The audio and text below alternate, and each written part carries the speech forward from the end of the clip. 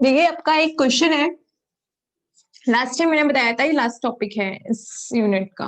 Okay, discuss the motion of particle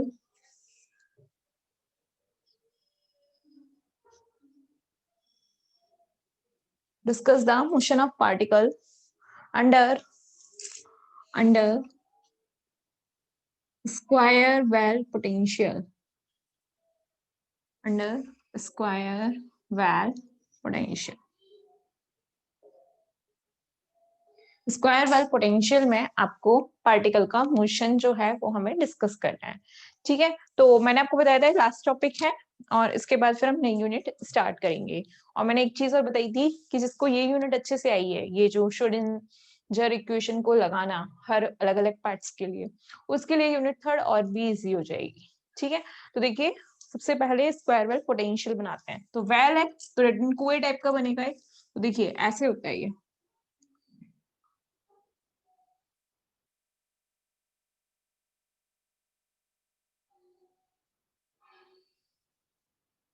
ये देखिए ये बन गया वेल। ओके, ये वेल बन गया आपका। और मैंने क्या कहा था कि यहाँ x इक्वल्स टू 0 पहले हमने ऊपर बनाया था तो वो बैरियर था। Okay, rectangular barrier. और अब ये क्या हो गया है आपका वेल। अब इसके लिए हम पढ़ेंगे कि इसमें अगर यहाँ अगर आपका पार्टिकल है तो क्या कंडीशंस होंगी, क्या क्या अप्लाई कर सकते हो आप लोग, वो सारी चीज हम यहाँ पढ़ेंगे। ठीक है, और देखिए ये पोटेंशियल है, ये पोटेंशियल एक्सिस है जहां पे आपका जो पोटेंशियल है वो कितना है v नॉट। ओके, देखिए यहां अगर आपका पार्टिकल आएगा तो वो साई फर्स्ट, यहां अगर आपका पार्टिकल आएगा तो साई सेकेंड, और यहां अगर आपका पार्टिकल आएगा तो उसका भी फंक्शन साई थर्ड। ठीक है, ऐसे होगा। Good morning. ठीक है ना। तो फिर देखिए आगे, इसके अलावा फिर मैंने आपसे कहा था कि देखिए सेम वही प्रोसेस है जो हम पहले करके आए हैं, बस इसमें एक चीज चेंज हो जाएगी कि क्या अगर ई ये ये कौन सी एक्सिस है ई, तो ई यहाँ किसको शो कर रहा है, ग्रेटर देन 0 को। क्यों, क्योंकि देखिए 0 से ऊपर वाली लाइन में आपकी एनर्जी है पार्टिकल की। ठीक है, पहले क्या हो रहा था, ये सारी चीज ऊपर थी तो एनर्जी हम यहाँ ले रहे थे और फिर इससे ऊपर ले रहे थे। अब मैंने क्या कहा कि एनर्जी की वैल्यू जो है वो ग्रेटर देन 0 हो। केस फर्स्ट के लिए, केस फर्स्ट में अगर एनर्जी क्या है आपकी ग्रेटर देन 0 है तो क्या होगा, तो इसको हम पढ़ने से पहले क्यों एनर्जी इज ग्रेटर देन 0 क्यों लिए, क्योंकि किसी भी पार्टिकल की एनर्जी हमेशा पॉजिटिव होती है, नेगेटिव हो ही नहीं सकती। तो हम दैट्स व्हाई इसी वजह से हम क्या लेंगे, पॉजिटिव लेंगे। ठीक है, चलो और भी स्टूडेंट्स ज्वाइन हुए हैं, मैं एक बार फिर से एक्सप्लेन कर देती हूँ। ओके, देखिए हर्षित छवि ये दोनों ज्वाइन हुए अभी। देखिए बेटा, आपको मैंने बताया था कि मैंने आपको लास्ट में जो पढ़ाया था वो था रेक्टेंगुलर पोटेंशियल बैरियर। तो बैरियर था इसलिए मैंने उसको ऊपर बनाया था। अब हम पढ़ रहे हैं आपका स्क्वायर वेल पोटेंशियल। तो स्क्वायर है पहली बात, तो स्क्वायर है। ठीक है, रेक्टेंगुलर नहीं है, स्क्वायर है। दूसरी बात वेल है, तो वेल कुएं की तरह नीचे बनेगा। ठीक है, अब देखिए इसके अलावा यहाँ पे आपकी x इक्वल्स टू 0 से x इक्वल्स टू a तक की क्या है, x एक्सिस है। और आपका मैंने ये वेल बना दिया जिसका पोटेंशियल कितना है v नॉट। अगर आपका पार्टिकल इस केस में होगा, इस केस में होगा तो इस केस में साई सेकंड है, इधर होगा 0 से पहले तो साई फर्स्ट है, और इधर होगा तो साई थर्ड है। ठीक है, तो ये तीन कंडीशंस मैंने आपको बता दी। तो अब देखिए सबसे पहले मैथमेटिकल फंक्शन की फॉर्म में देख लीजिए। अब तो ये आपको खुद भी बनाने आ गए होंगे, आप इतना पढ़ चुके हो इनको, मैथमेटिकल फंक्शन। ठीक है, पहला देखिए, पहला कौन सा केस है, पहला केस है आपका कि जब x की वैल्यू लेस देन 0, x की वैल्यू यानी कि ये वाला रीजन। इस रीजन में आपको पता है बेटा पोटेंशियल की वैल्यू कितनी है, 0। पोटेंशियल डिफाइन ही नहीं है तो साई इक्वल्स टू कितना दे रखा है, साई फर्स्ट। ठीक है, ये फर्स्ट केस हो गया। आगे देखिए सेकेंड केस, सेकेंड केस कौन सा है, 0 से a के बीच में, 0 से a के बीच में, है ना। तो जब सेकंड केस आपका 0 से a के बीच में, तो देखिए 0 से a के बीच में पोटेंशियल कितना है, पोटेंशियल नेगेटिव में v नॉट है, नेगेटिव में v नॉट है। ठीक है, और साई इक्वल्स टू कितना हो जाएगा फिर से, साई सेकेंड। सेकंड केस में psi equals to psi second. ठीक है, थर्ड केस में देखिए, थर्ड केस में मैं फिर कह रही हूँ ये चीज अच्छे से समझ लीजिए, थर्ड यूनिट आपके लिए सच में बहुत इजी हो जाएगी, फिर आपको कुछ भी नहीं लगेगा करने में। थर्ड केस में देखिए, यहाँ x की वैल्यू a से ग्रेटर देन है कि नहीं, x की वैल्यू a से ग्रेटर देन है, तो vx कितना है यहाँ पे 0 और साई कितना हो जाएगा साई थर्ड। तीन रीजंस के लिए हमने तीन मैथमेटिकल फंक्शंस पढ़ लिए कि पहले में psi equals to psi first होगा, सेकंड में psi equals to psi second होगा, एंड थर्ड में साई टू साई थर्ड होगा। ठीक है, ओके, नाउ लिसन नेक्स्ट। ये समझ में आ गया सभी को, हाँ या ना? प्लीज रिस्पॉन्स मी, यस या नो। ये सभी को समझ में आ गया क्या? फर्स्ट सेकंड थर्ड कंडीशन इस वाली चीज के लिए समझ में आ गई मैथमेटिकल फंक्शन? यस या नो तो आंसर दे सकते हो, प्लीज आंसर। छवि को आ गया, आशी टेल मी आशी। Second point repeat, okay second point repeat करना। देखिए सेकेंड पॉइंट में क्या है, जीरो से ए, जीरो से ए की एक्स की कंडीशन है, और पोटेंशियल बेटा देखो पहले तो ऊपर की साइड में था, अब नीचे की साइड में, तो पोटेंशियल कितना है वी नॉट तो है, लेकिन किस में नेगेटिव में, तो माइनस के वी नॉट। तो इस रीजन में जब पोटेंशियल माइनस वी नॉट है तो साई इक्वल्स टू कितना था, मैंने पहले डिफाइन कर दिया, psi equals to psi second है, बस हो गया। ठीक है, चलिए इतना आ गया सभी को। नाउ नेक्स्ट आगे पढ़ते हैं हम केस करके, कि केस फर्स्ट। ठीक है, देखिए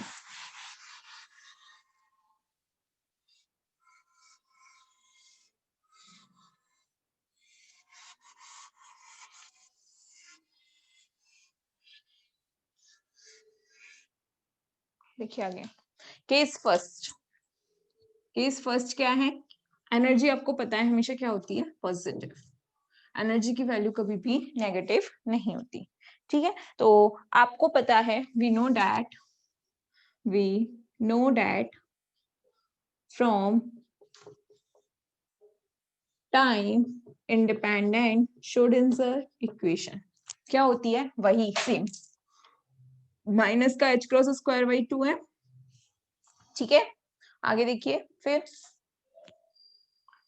del square over del x square, क्योंकि एक्स डायरेक्शन में ही ले रहा है ना हम, इसलिए साई नॉर्मल ले लो साई प्लस ई साई बराबर वी साई। ओके, तो यहां से इसको सॉल्व करो, del square psi over del x square psi sorry plus ये इधर आएगा, सॉरी बेटा वी आएगा यहाँ पे और यहाँ ई, गलती हो गई। ठीक है, यहाँ माइनस साइन हो जाएगा, फिर देखिए 2mv over h cross square Sai बराबर माइनस का 2m ओवर ई over h cross square Sai.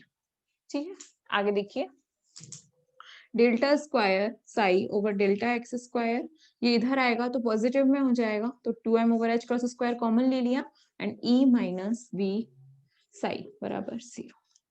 ये इक्वेशन आपकी नॉर्मल वे में आ गई। अभी मैंने फर्स्ट रीजन सेकंड रीजन कुछ नहीं किया। ठीक है, तो ये हो गई आपकी इक्वेशन नंबर फर्स्ट।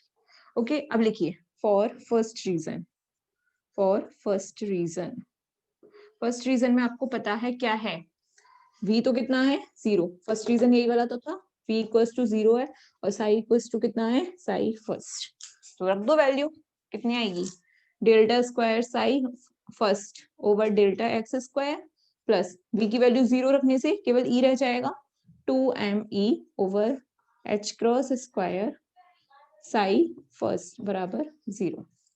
ठीक है, ओके, नाउ नेक्स्ट देखिए सिमी, इसको लिखोगे क्या, लिखोगे D square plus k square, इसे मैंने क्या मान लिया पूरे को के स्क्वायर साई फर्स्ट बराबर 0, हेयर के स्क्वायर बराबर 2me over h cross square. ठीक है, हो गया। आगे देखिए फिर अगेन कुछ भी नहीं है, बस कंडीशंस अलग अलग हो गई हैं, वरना सेम प्रोसेस हमें बार बार दोहरानी है, और जिसको प्रोसेस आ गई उसके लिए फिर कुछ भी नहीं है ये। ठीक है, तो अब देखिए यहाँ से ये m square plus k square बराबर 0, तो m equals to plus minus iota k, तो सॉल्यूशन क्या आ जाएगा साई फर्स्ट का, ए ई की पावर में आयोटा के एक्स प्लस बी ई की पावर में माइनस आयोटा के एक्स। इक्वेशन सेकेंड, ठीक है, इक्वेशन सेकेंड। अब पढ़ेंगे हम किसके लिए, for second region, for second region, इस रीजन के लिए।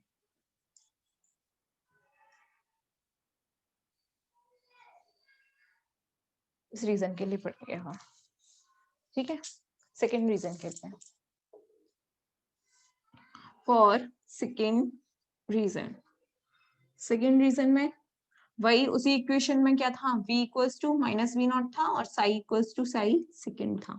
तो आपकी इक्वेशन क्या आई थी, delta square psi second over delta X square plus 2m over H square H plus square E, minus K V naught थे, सॉरी माइनस के v थे, लेकिन v की वैल्यू कितनी है, माइनस वी नॉट, तो माइनस माइनस से plus के V not, Sai second बराबर 0। जो आपकी इक्वेशन नंबर सेकेंड फर्स्ट निकल के आई थी, उसमें मैंने v की जगह केवल माइनस वी नॉट रखा है, ओके, क्योंकि v इक्वल्स टू कितना है, माइनस वी नॉट है ना, तो जिसकी वजह से यहाँ क्या हो जाएगा, प्लस। ये समझ में आया या नहीं, can you please tell me, ये समझ में आया या नहीं? अरे बता भी दिया करो, ये बताने में भी शर्म आती है हाँ या ना देने में। ओके ठीक है, चलिए हो गया, आगे देखिए। तो अब देखिए यहाँ से delta square psi second over delta X square plus इस पूरे को के डैश बोल दो, के डैश का square 2m/h cross square e plus v nought, इस पूरे को हमने क्या मान लिया, के डैश स्क्वायर साई सेकेंड बराबर 0। तो अब इसका सॉल्यूशन करिए, इसका सॉल्यूशन करिए, देखिए क्या आएगा, डी स्क्वायर प्लस के डैश स्क्वायर साई सेकेंड बराबर 0। तो m इक्वल्स टू कितना आ जाएगा, प्लस माइनस आयोटा के डैश, तो सॉल्यूशन कितना आ जाएगा, साई सेकेंड c एक नया कांस्टेंट आयोटा के dash x plus d e की पावर में माइनस आयोटा के dash x, okay, c and d आपके दो कांस्टेंट आ गए, साई सेकेंड आपके पास आ गया, ओके, साई सेकेंड आ गया। अब हम क्या निकालेंगे, साई थर्ड।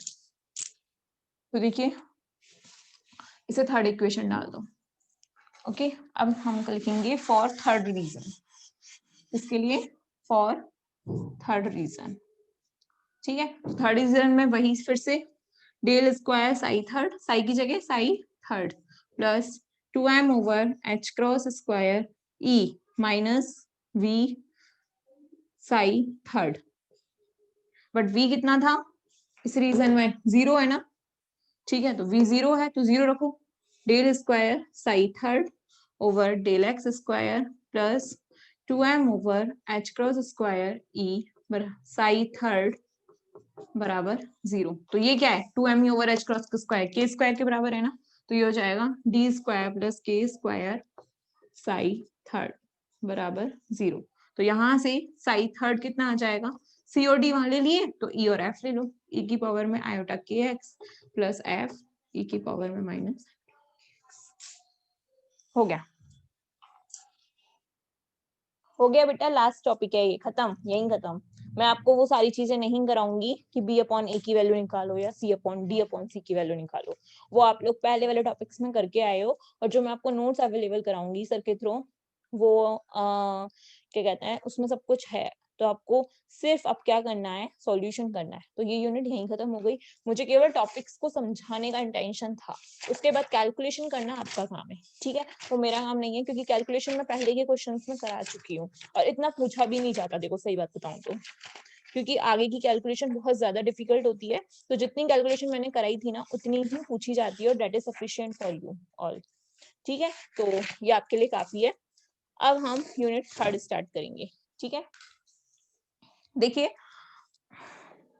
मैं आपको एक ऑलरेडी बात बता देती हूँ, सेकेंड यूनिट निकल गई, फर्स्ट यूनिट निकल गई, मुझे नहीं पता आप लोगों ने क्या पढ़ा है और कितना समझा है, बट थर्ड यूनिट अब आप लोग ऑलमोस्ट सभी ज्वाइन कर रहे हो, आई थिंक एक स्टूडेंट मिसिंग है, निशांत है तुम्हारी क्लास में कोई, वो मिसिंग है ना, तो अदरवाइज तो सारे ही स्टूडेंट्स हैं जो भी ज्वाइन कर रहे थे कंटिन्यू, है ना, तो फिर मैं ये बोल रही हूँ थर्ड यूनिट प्लीज अब लोग आप कंटिन्यू समझना और अच्छे से देखना होता क्या है, ठीक है, क्योंकि मुझे पता है फर्स्ट और सेकंड यूनिट में फर्स्ट किसी ने ज्वाइन की है। हाँ, कुछ हैं 1-2 जिन्होंने सब कुछ पढ़ा है, जैसे मैं नाम नहीं लेना चाहती, है ना? लेकिन हाँ, उन्होंने सब कुछ ज्वाइन किया है, ठीक है?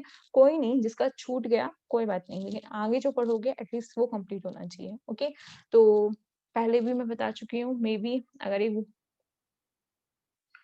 अब ये देखो ये बेटा ये तो मुझे नहीं पता क्वेश्चन छवि जो आपने पूछा है ना? तो वो तो मुझे नहीं पता, पर एटलीस्ट ज़्यादा नहीं तो 13 और 14 की तो होगी, ओके? 14 की दिवाली है, 13 की धनतेरस और छोटी दिवाली दोनों है। तो न्यू यूनिट अब स्टार्ट ही कर रही हूँ जीवेश, कहाँ सो रहे हो? चलिए यूनिट 3 स्टार्ट करते हैं। ये यहीं एंड हो गया इसका। मैंने सिर्फ केसेस समझाए हैं आपको, कैलकुलेशन आपको खुद करनी है आगे की, क्योंकि मैं पहले के टॉपिक्स में कैलकुलेशन भी आपको पूरी करा चुकी हूँ।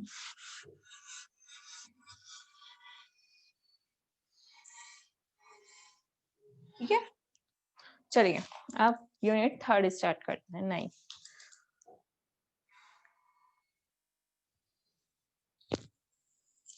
Unit 3 bound state problem.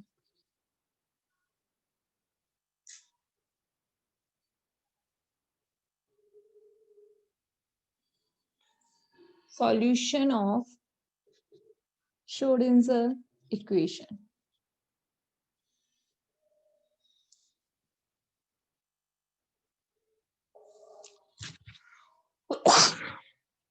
देखिए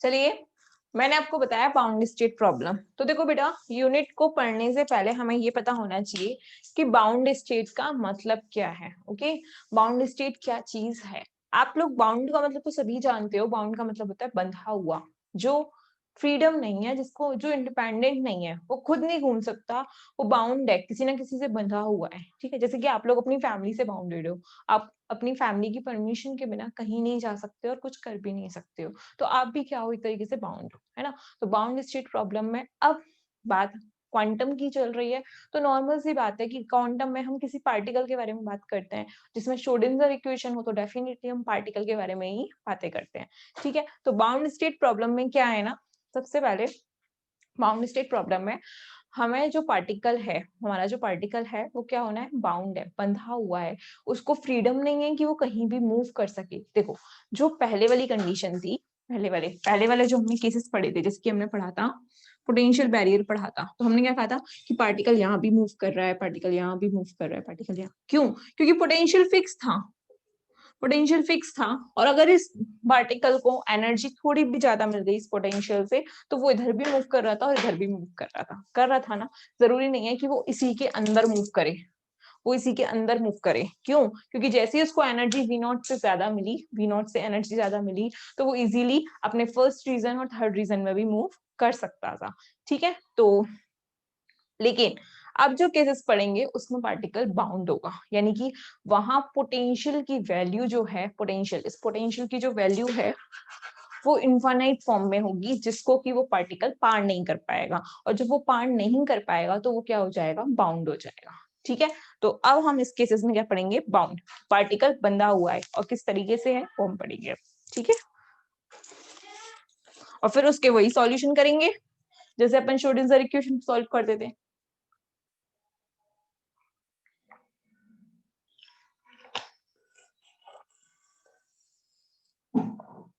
देखिए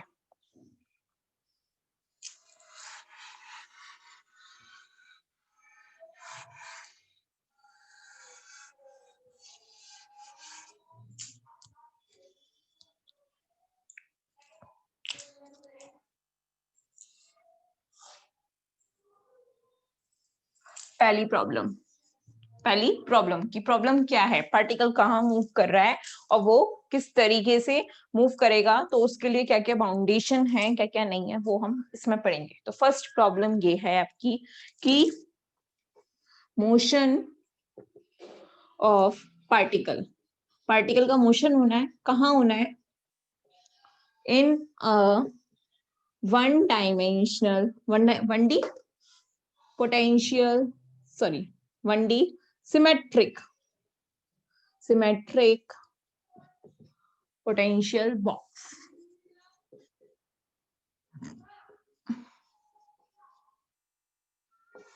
मतलब बॉक्स है एक, और वो कैसा है, सिमेट्रिक है। सिमेट्रिक होने का मतलब क्या है वो मैं आपको बताती हूँ। देखिए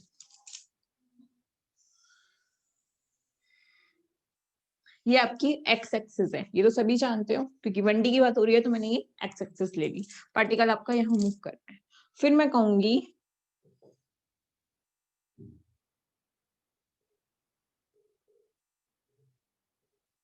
ये जो पोटेंशियल है, ये जो पोटेंशियल है ये कहाँ तक है आपका बेटा, इसकी जो हाइट है ना वो इनफाइनाइट है, इनफाइनाइट। अब अगर पार्टिकल यहाँ मूव कर रहा है, पार्टिकल यहाँ मूव कर रहा है, ठीक है, एम मास का पार्टिकल है, वो इस रीजन में क्या कर रहा है, मूव कर रहा है। तो मूव करने के लिए आपको पता है वो इस रीजन को भी पार नहीं कर पाएगा और इस रीजन को भी पार नहीं कर पाएगा। क्यों? क्योंकि उसकी जो हाइट है, उसका जो पोटेंशियल बॉक्स है वो किस फॉर्म का है, इनफाइनाइट फॉर्म का है। यानी कि वो पार्टिकल फिक्स्ड हो गया कि वो इसी के अंदर, इस रीजन के अंदर ही मूव करेगा, ना तो वो इधर आएगा ना वो इधर आएगा। समझ में आया मैंने क्या कहा? कि पार्टिकल जो है उसकी जो बाउंड्री है वो इनफाइनाइट है। इनफाइनाइट बाउंड्री होने की वजह से वो पार्टिकल इस रीजन के अंदर फिक्स्ड हो गया, ठीक है, और इस रीजन के अंदर फिक्स्ड हो गया तो यानी कि वो ना तो इधर जा पाएगा ना ही इधर जा पाएगा, ठीक है। तो पहली बात तो ये कि पोटेंशियल बॉक्स, ये बॉक्स कैसा है आपका, पोटेंशियल बॉक्स है। दूसरी बात सिमेट 1D है, 1D, ठीक है। और तीसरी बात सिमेट्रिक, सिमेट्रिक कैसे है कि देखो ये जो है ना, ये तो x इक्वल्स टू 0, ये तो उस लाइन को शो करती है, ये है आपकी x इक्वल्स टू a और ये है आपकी x इक्वल्स टू माइनस ए, क्योंकि जीरो के इधर साइड माइनस वाला रीजन, इधर वाला प्लस, तो जितना इधर है उतना ही इधर है, इसी वजह से इसको क्या बोलते हैं, सिमेट्रिक पोटेंशियल बॉक्स। क्या बोलते हैं इसको, सिमेट्रिक पोटेंशियल बॉक्स, ठीक है। मैंने फिर से बताया आपको पार्टिकल जो है वो आपका इसके अंदर बाउंड हो गया, इसलिए बाउंड स्टेट प्रॉब्लम है, ठीक है, क्योंकि इसका पोटेंशियल कितना है, इनफाइनाइट है। दैट मीन पार्टिकल जो है वो इस रीजन को पार नहीं कर पाएगा, और जब पार्टिकल इस रीजन को पार नहीं कर पाएगा तो ना तो वो यहाँ इधर आएगा ना इधर आएगा, केवल इस वाले रीजन के अंदर ही मूव करेगा, ठीक है। तो ये हो गई आपकी motion of particle in one dimensional potential box, ठीक है। अब देखिए, अब देखिए क्योंकि पार्टिकल कंटिन्यू क्या कर रहा है, मूव कर रहा है, मूव कर रहा है, तो उसकी जो टोटल एनर्जी होती है वो किस किस की होती है, पोटेंशियल एनर्जी और काइनेटिक एनर्जी। क्योंकि पार्टिकल मूव कर रहा है तो उसकी पूरी की पूरी एनर्जी, पोटेंशियल एनर्जी जो है वो किस में कन्वर्ट हो जाएगी, काइनेटिक एनर्जी में। किस में कन्वर्ट हो जाएगी, काइनेटिक एनर्जी में। दैट मीन पोटेंशियल एनर्जी की वैल्यू कितनी हो जाएगी, 0। तो पूरी पूरी जो एनर्जी है वो किस फॉर्म में होगी, काइनेटिक एनर्जी की फॉर्म में होगी। क्यों? क्योंकि पार्टिकल कंटिन्यू मूव कर रहा है और मूव करने से उसकी जितनी भी पोटेंशियल एनर्जी है वो पूरी की पूरी किसमें कन्वर्ट हो चुकी है, आपकी काइनेटिक एनर्जी में। दैट्स व्हाई उसके लिए पोटेंशियल एनर्जी इस V की वैल्यू कितनी हो जाएगी, 0। तो यानी कि सिमेट्रिक पोटेंशियल बॉक्स के अंदर, सिमेट्रिक पोटेंशियल बॉक्स के अंदर V की वैल्यू कितनी होती है, 0। कितनी होती है, 0, ठीक है। अब देखिए छवि कहाँ गायब हो गई, है ना। अब देखिए साथ में, अब आपका पार्टिकल ना तो यहाँ आया है ना यहाँ आया है, ठीक है। तो यानी कि इसका मतलब क्या हुआ, देखिए इसका मतलब क्या हुआ, मैथमेटिकल फंक्शन देखिए, मैथमेटिकल फंक्शन। पहला, x की वैल्यू लेस देन -a, ठीक है, -a से पहले हो या -a पर भी हो, यहाँ बाउंड्री पर हो या बाउंड्री के बाहर हो, इसके बाहर, तो पार्टिकल आपका मिलेगा यहाँ पे, नहीं मिलेगा। जब आपका पार्टिकल यहाँ है ही नहीं तो पार्टिकल को डिफाइन करने के लिए कोई वेव फंक्शन भी नहीं होना चाहिए, नहीं होना चाहिए। तो यानी कि इस रीजन में, इस रीजन में वेव फंक्शन की वैल्यू कितनी होगी, 0।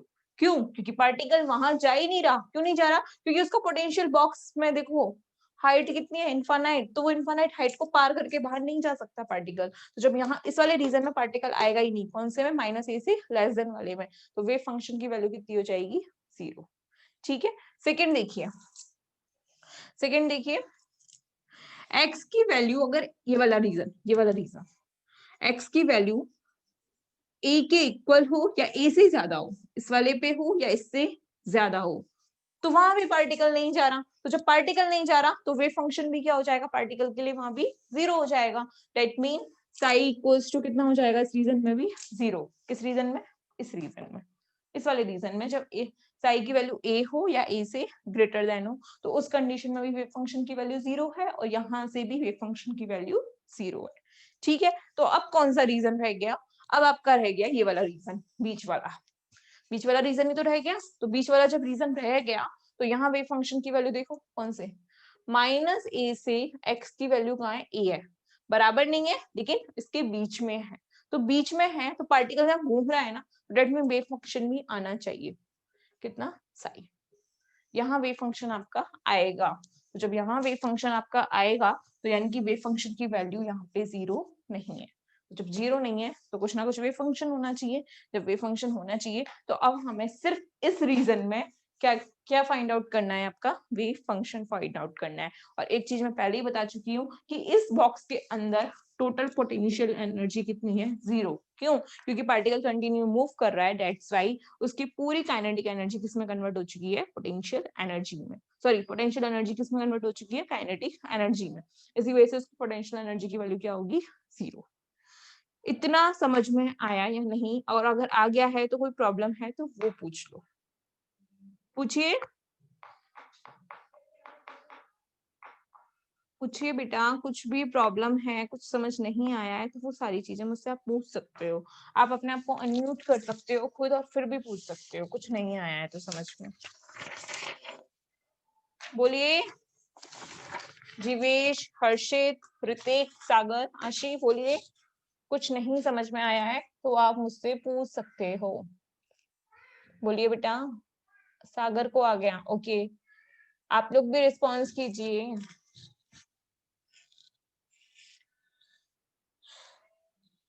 बातें करना आप लोगों को बहुत आता है, ये बताना नहीं आता कि आ गया मैम या नहीं आया है, और अगर नहीं आया है तो क्या नहीं आया है वो भी बताइए। देखो, आप लोग जब तक मुझसे पूछोगे नहीं मुझे भी मजे नहीं आएंगे पढ़ाने में। तो आपको आ गया है, हाँ रिजॉइन कर लेंगे। हर्षित को रिजॉइन याद है, ओके ठीक है। हर्षित समझ में आया या नहीं पहले ये बताओ, रिजॉइन तो होता रहेगा। ऋतिक को भी आ गया, ओके। आशी को आ गया, ठीक है। हर्षित को नहीं आया मतलब, आ गया, चलो ठीक है। तो अब आ ही गया है तो रिजॉइन कर लेते हैं इसके बाद का काम, ठीक है, रिजॉइन कीजिए।